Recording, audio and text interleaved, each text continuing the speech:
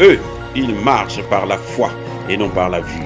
Mais moi, je vous conseille vivement de marcher par la connaissance scientifique et historique, notamment celle de nos ancêtres kémites, par les cinq sens et par l'intelligence. Abou Apia.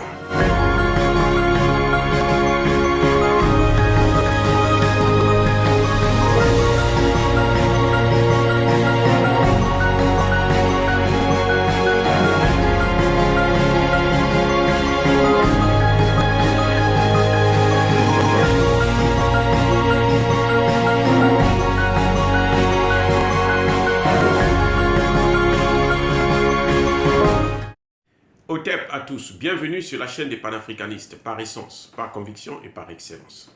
Celle des citoyens kémites par nécessité et obligation de combat. Nous sommes une chaîne qui n'est guidée que par nos ancêtres et rien que par les ancêtres qui appartiennent à l'égrégore du monde noir. Par conséquent, nous ne croyons en aucun Dieu venu de l'étranger. Toutefois, cette vidéo n'est aucunement destinée à inciter à la haine ou à la violence, car nous menons un combat qui est d'abord et avant tout spirituel, ensuite il est politique, géopolitique et géostratégique, contre l'impérialisme, le colonialisme, le néocolonialisme et l'endocolona.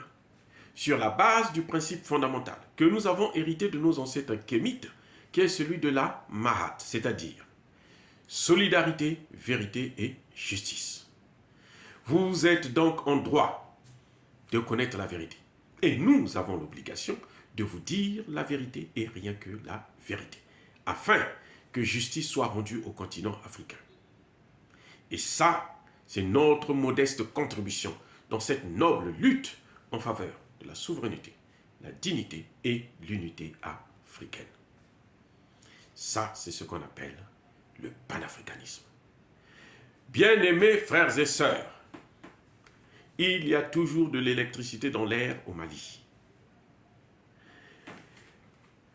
Au Mali, on doit compter environ 400 mercenaires ivoiriens, ou bien africains, ou plus que ce sont plus surtout les noirs, et détenteurs d'un passeport ivoirien. 400.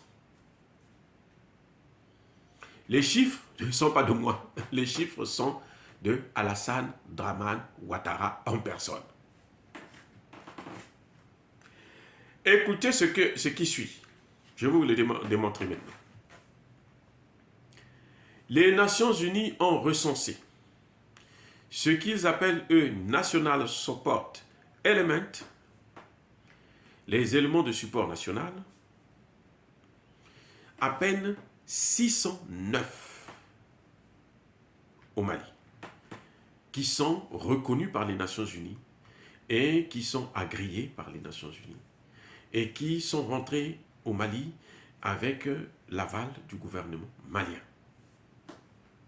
600. Mais parmi les 600 et quelques, il n'y a aucun Ivoirien.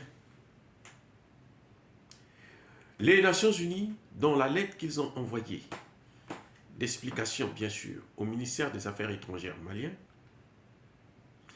il n'y a aucun Ivoirien NSE, National Support Element. Aucun. Or, la Côte d'Ivoire affirme qu'il y a eu, qu'elle ne cesse d'envoyer des NSE depuis 2019 et il y a eu 8 rotations. Puisqu'il y a eu 8 rotations d'environ 50 éléments par équipe, 5 fois 8, ça fait 40. Vous ajoutez 0 à la fin, ça fait 400.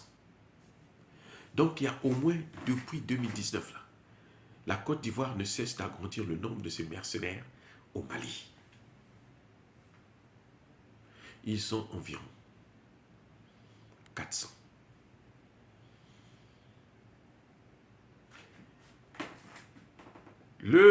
Comment vous appelez ça? Il n'y a aucune trace aux Nations Unies de ces rotations. Donc, ces mercenaires sont venus, ils sont rentrés au Mali et ont après disparu dans la nature sans que le gouvernement malien ne le sache. Vous voyez, ça dit que la Côte d'Ivoire, ce n'est pas maintenant qu'ils ont commencé à envoyer des mercenaires au Mali. Ça fait très longtemps. Et on le voit, ce sont des mercenaires qui travaillent. Certainement que parmi ceux qui ont été neutralisés lors de l'attaque de Kati, il pouvait y avoir aussi des mercenaires, des Ivoiriens. Ce sont ces mercenaires-là, puisque ce sont des terroristes. Parce qu'en réalité, ce n'est pas des mercenaires. Mercenaires, c'est gentil, c'est un peu gentil. Et en fait, ce sont des terroristes. Vous venez dans un pays sans visa, sans autorisation, avec des armes lourdes, un avion bourré d'armes. Il y a quoi? C'est quoi là? C'est pas une dîner de gala, c'est pas la cour de roi Pétou, vous rentrez quand vous voulez, faites ce que vous voulez. Non, c'est pas possible ça. Donc, la Côte d'Ivoire a des mercenaires qui traînent au Mali. Pour faire quoi? Pour faire l'œuvre de Macron. Parce que je persiste et je signe. Alassane Ouattara n'a aucun intérêt personnel à nuire le gouvernement malien. Clair. Mais Alassane Ouattara doit rendre l'ascenseur parce que ce sont les Nations Unies et la France qui l'ont mis au pouvoir. Eh bien, ce que la France et les Nations Unies demandent, il doit le faire. Aussi simple que ça. Voilà ce qui se passe en réalité. Ce n'est pas la première fois que la Côte d'Ivoire envoie des mercenaires au Mali. Ce n'est pas la première fois. C'est la énième fois. Et quel est le prétexte qu'ils ont eu pour les 49 mercenaires qui ont été arrêtés et incarcérés?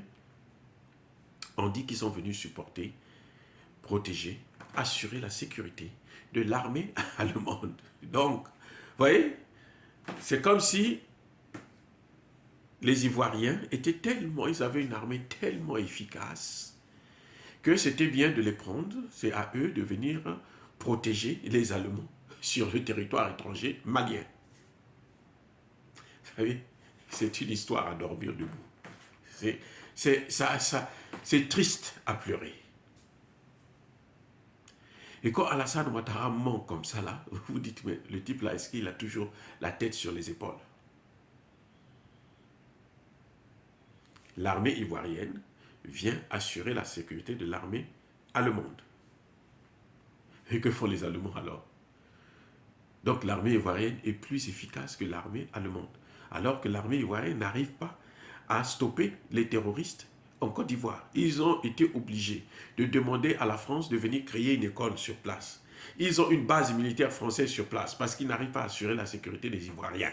Et c'est la sécurité de l'armée allemande, des Allemands qu'ils vont pouvoir assurer. Mais vous pensez, on nous prend pour quoi? Pour des cons ou quoi? C'est-à-dire que, mais on se moque de nous.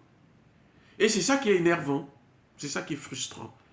Que des gens d'un certain âge, des gens d'une certaine autorité, puissent se moquer, mentir grossièrement comme ça. C'est pas à la Côte d'Ivoire d'assurer la sécurité des militaires allemands. C'est plutôt l'inverse.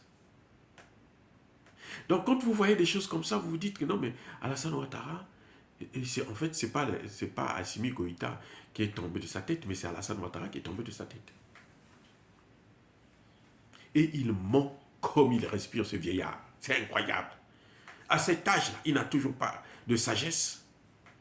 Même si la France le manipule, mais il peut avoir quelques retenues, soyons sérieux. Être un peu plus intelligent, plus diplomatique.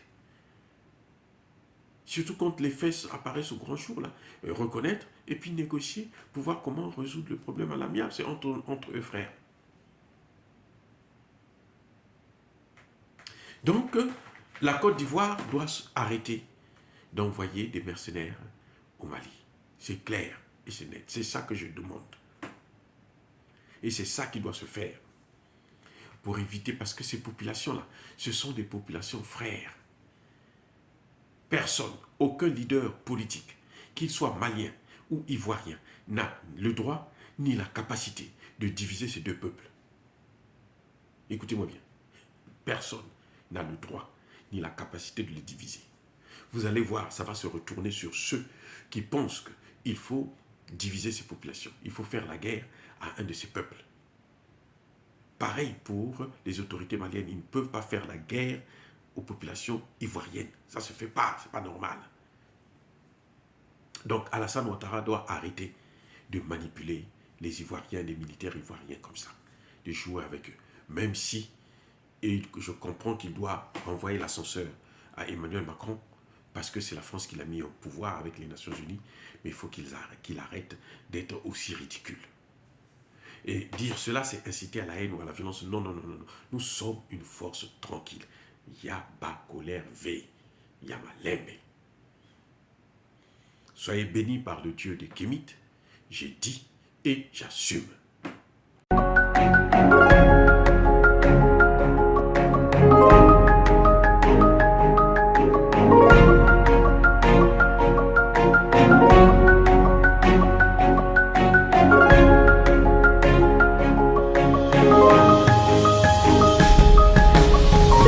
Bien-aimés frères et sœurs, vous connaîtrez la vérité et la vérité vous affranchira. Ça, c'est pas moi qui le dis, c'est la Bible qui le dit. Mais moi, je vous dis mieux. Vous connaîtrez la vérité historique, notamment celle de vos ancêtres kémites, et vous aurez une vision globale de ce que c'est que la vraie souveraineté politique. J'ajoute, vous reviendrez à la spiritualité africaine ancestrale et vous comprendrez les enjeux de l'indépendance économique.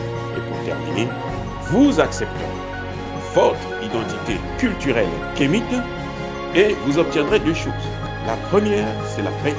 La seconde, c'est le développement, à une condition.